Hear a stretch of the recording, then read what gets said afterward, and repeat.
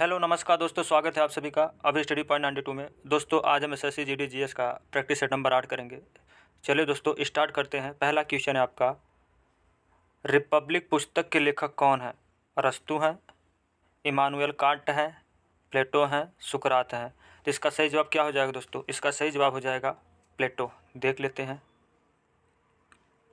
दोस्तों, रिपब्लिक पुस्तक के लेखक प्लेटो हैं। अरस्तु ने पॉलिटिक्स पुस्तक लिखी है।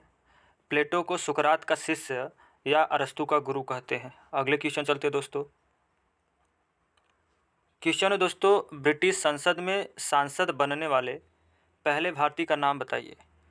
बताइए दोस्तों, ब्रिटिश संसद में पहले सांसद बनने वाले भारतीय कौन है? दादा भाई नौरोजी, जमशेदजी टाटा, भिकाजी कामा, पीलू मोदी। तो इसका सही जवाब क्या हो जाएगा दोस्तों? बताइए। इसका सही जवाब हो जाएगा दादा भाई नौरोजी। देख लेते हैं दोस्तों। दादा भाई नौरोजी ब्रिटिश संसद में सदस्य बनने वाले पहले भारतीय थे। जमशेदजी टाटा ने 1907 में भारत के पहले स्टील प्लांट की स्थापना की थी।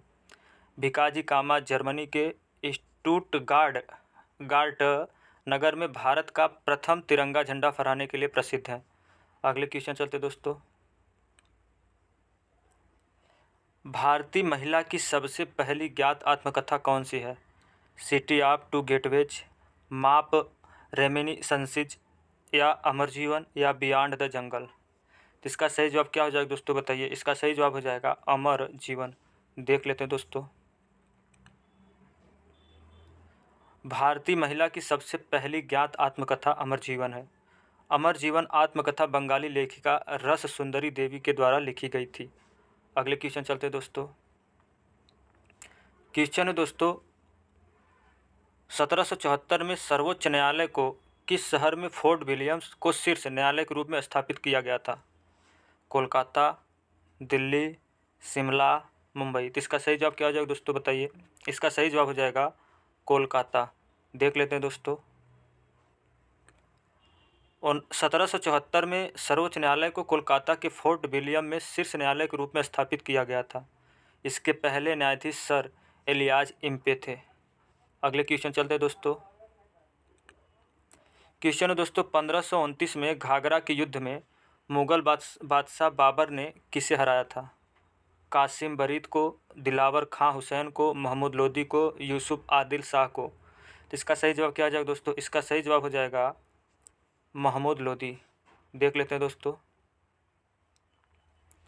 बाबर ने 6 मई 1529 में घाघरा के युद्ध में मुगल बादशाह बाबर ने महमूद लोदी को हराया था। अगले क्वेश्चन चलते दोस्तों।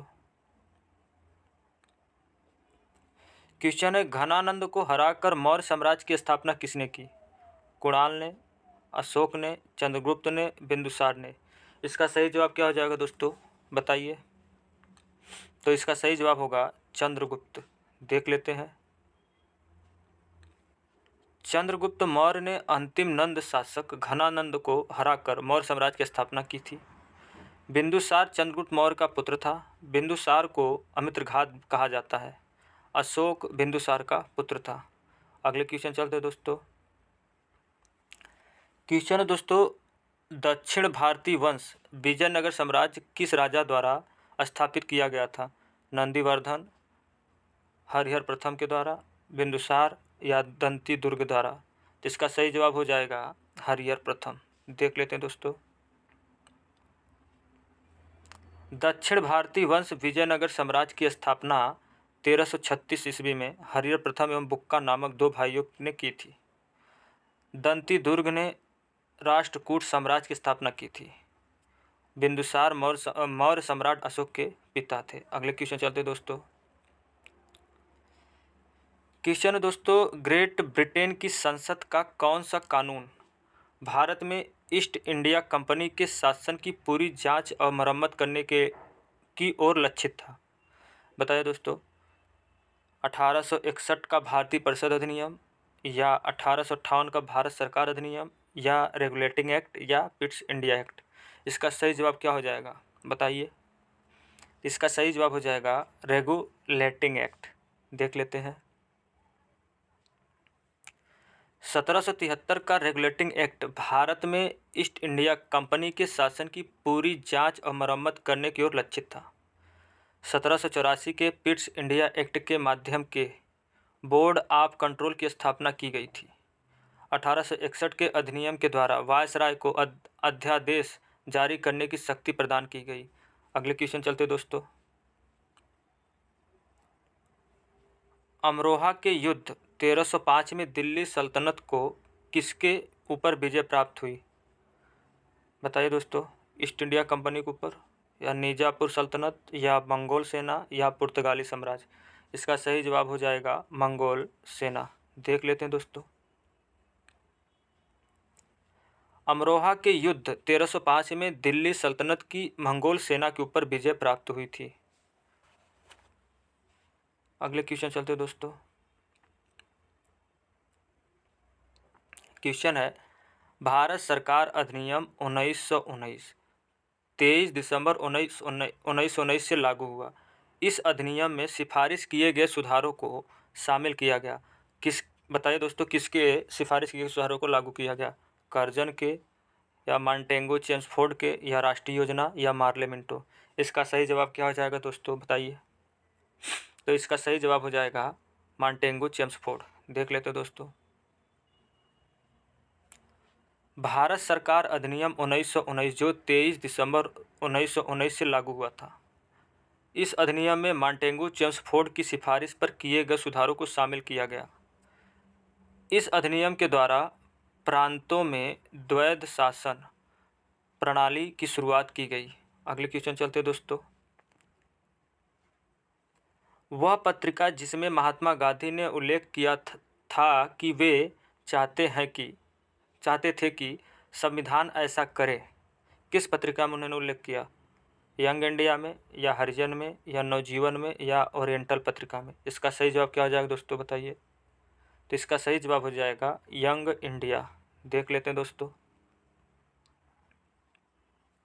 यंग इंडिया पत्रिका में महात्मा गांधी ने उल्लेख किया था कि वे चाहते थे कि संविधान ऐसा करे। गांधी जी ने हरिजन शब्द का प्रयोग हिंदू समाज के उन लोगों के लिए किया जो सामाजिक रूप से बहिष्कृत माने जाते थे। अगले क्वेश्चन चलते हैं दोस्तों। विश्वामित्र का टीला किस राज्य में स्थित है? राजस्थान में, हरियाणा में, उत्तरांचल में, पंजाब में? इसका सही जवाब क्या हो जाएगा दोस्तों? इसका सही जवाब हो जाएगा हरियाणा। देख लेते हैं। विश्वामित्र का टीला हरियाणा राज्य में स्थित है। अगले क्वेश्चन चलते हैं दोस्तों। क्वेश्चन है दोस्तों, राष्ट्रीय एकीकरण की दिशा में योगदान के लिए कौन सा पुरस्कार दिया जाता है? गीता चोपड़ा पुरस्कार, सरदार पटेल पुरस्कार, राजीव गांधी पुरस्कार, तिलक पुरस्कार? इसका सही जवाब क्या हो जाएगा दोस्तों, बताइए। तो इसका सही जवाब हो जाएगा सरदार पटेल पुरस्कार। देख लेते हैं। राष्ट्रीय एकीकरण की दिशा में योगदान के लिए सरदार पटेल पुरस्कार प्रदान किया जाता है। गीता चोपड़ा पुरस्कार राष्ट्रीय वीरता के क्षेत्र में दिया गया है। तिलक पुरस्कार पत्रकारिता के क्षेत्र में दिया जाता है। अगले क्वेश्चन चलते हैं दोस्तों। किस कार्यक्रम को यूनेस्को द्वारा मानवता की अमूर्त सांस्कृतिक विरासत के रूप में चिन्हित किया गया है? सूरजकुंड मेला, तारनेतर मेला, पुष्कर मेला, कुंभ मेला? तो इसका सही जवाब हो जाएगा कुंभ मेला। देख लेते हैं दोस्तों। कुंभ मेला को यूनेस्को द्वारा मानवता की अमूर्त सांस्कृतिक विरासत के रूप में चिन्हित किया गया है। सूरजकुंड मेला हरियाणा में आयोजित होता है, पुष्कर मेला राजस्थान में आयोजित होता है, तारनेतर मेला गुजरात में आयोजित होता है। अगले क्वेश्चन चलते दोस्तों। क्वेश्चन है दोस्तों, भारतीय दर्शन की 6 विचारधाराओं में से निम्नलिखित में कौन सा एक है? ताओ धर्म, सुखवाद, वेदांत, मूर्ति पूजा? बताइए दोस्तों, इसका सही जवाब क्या हो जाएगा? इसका सही जवाब हो जाएगा वेदांत। देख लेते हैं। भारतीय दर्शन की 6 विचारधाराएं हैं: न्याय दर्शन, वैशेषिक दर्शन, सांख्य दर्शन, योग दर्शन, मीमांसा दर्शन और वेदांत दर्शन। अगले क्वेश्चन चलते हैं दोस्तों। 1930 के दूसरे गोलमेज सम्मेलन में बी आर अम्बेडकर ने क्या मांग की थी? अस्पृश्यता, या दलित वर्गों हेतु आरक्षण, या दलितों के लिए पृथक निर्वाचन मंडल, या हिंदू मंदिरों में प्रवेश। इसका सही जवाब हो जाएगा दलितों के लिए पृथक निर्वाचन मंडल। देख लेते हैं दोस्तों। 1930 के दूसरे गोलमेज सम्मेलन में BR अम्बेडकर ने दलितों के लिए पृथक निर्वाचन मंडल की मांग की थी। दूसरे गोलमेज सम्मेलन में कांग्रेस ने भाग लिया था। अगले क्वेश्चन चलते दोस्तों। क्वेश्चन है, इंडिया विंस फ्रीडम नामक पुस्तक किसके द्वारा लिखी गई है? सुभाष चंद्र बोस के द्वारा, महात्मा गांधी के द्वारा, मौलाना अबुल कलाम आज़ाद के द्वारा, या राजेंद्र प्रसाद के द्वारा? तो इसका सही जवाब हो जाएगा मौलाना अबुल कलाम आज़ाद के द्वारा। देख लेते हैं दोस्तों। इंडिया विंस फ्रीडम पुस्तक मौलाना अबुल कलाम आज़ाद के द्वारा लिखी गई है। सुभाष चंद्र बोस ने इंडिया स्ट्रगल किताब लिखी है। महात्मा गांधी द्वारा हिंदू स्वराज नामक पुस्तक लिखी गई। राजेंद्र प्रसाद ने इंडिया डिवाइडेड नामक पुस्तक लिखी। अगले क्वेश्चन चलते हैं दोस्तों।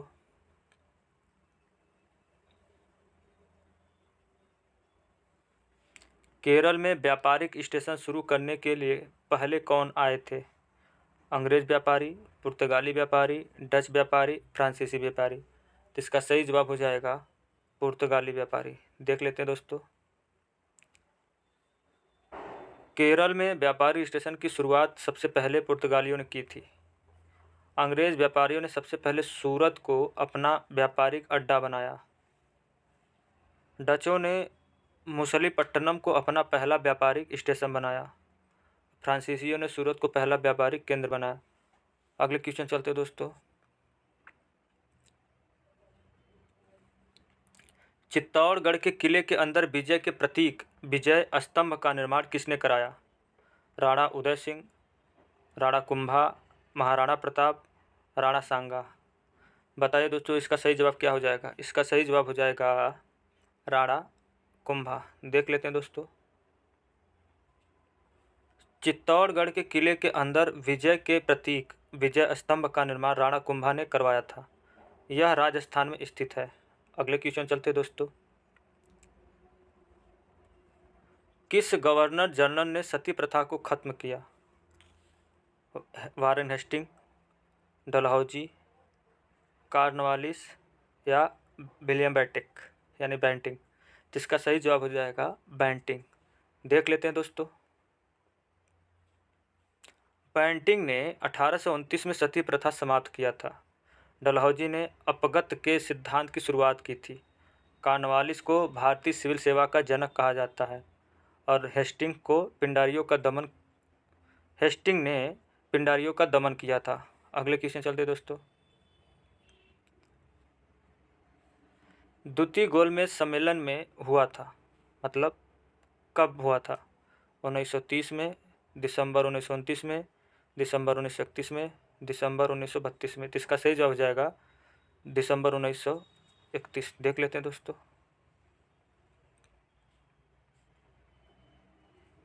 द्वितीय गोलमेज सम्मेलन 7 सितंबर 1931 से 1 दिसंबर 1931 तक चला।